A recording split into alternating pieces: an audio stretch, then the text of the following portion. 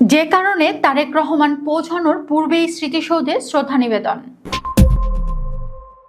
বিএনপির ভারপ্রাপ্ত চেয়ারম্যান তারেক রহমান শহীদ রাষ্ট্রপতি জিয়াউর রহমানের কবর জিয়ারত শেষে সাভারের জাতীয় স্মৃতিসৌধের পথে রয়েছেন। তবে সূর্যাস্তের আগে বিএনপির ভারপ্রাপ্ত চেয়ারম্যান জাতীয় স্মৃতিসৌধে পৌঁছাতে না পারায় তার পক্ষ থেকে দলটির স্থায়ী কমিটির সদস্য ডক্টর আব্দুল মঈন খানের নেতৃত্বে মহান মুক্তিযুদ্ধের শহীদদের প্রতি শ্রদ্ধা জানিয়েছেন সিনিয়র নেতারা। শুক্রবার সন্ধ্যায় বিএনপির মিডিয়া সেল জানায়, মহান জাতীয় স্মৃতিসৌধ বেদিতে নিয়ম অনুযায়ী সূর্যাস্তের আগে পৌঁছানো সম্ভব না হয় বিকেল 5টা 6 মিনিটে বিএনপির ভারপ্রাপ্ত চেয়ারম্যান তারেক রহমানের পক্ষে শ্রদ্ধা নিবেদন করেন বিএনপির স্থায়ী কমিটির সদস্য গয়েশ্বর রায়, ডক্টর আব্দুল মঈন খান, বিএনপি চেয়ারপারসন উপদেষ্টা কাউন্সিলর সদস্য আমানুল্লাহ আমান ও লুৎফুজ্জামান বাবর।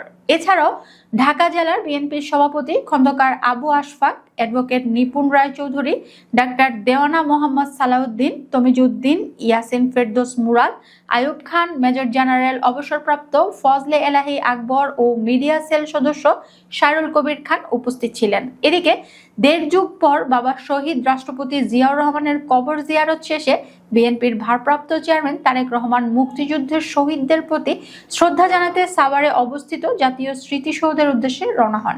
বিকেল 5টার পর চন্দ্রিমা উদ্যান থেকে তিনি স্মৃতিসৌধের পথে যাত্রা করেন। বিএনপির মহাসচিব মির্জা ফখরুল ইসলাম আলমগীর ও দলের স্থায়ী কমিটির সদস্যরা তার সঙ্গে রয়েছেন।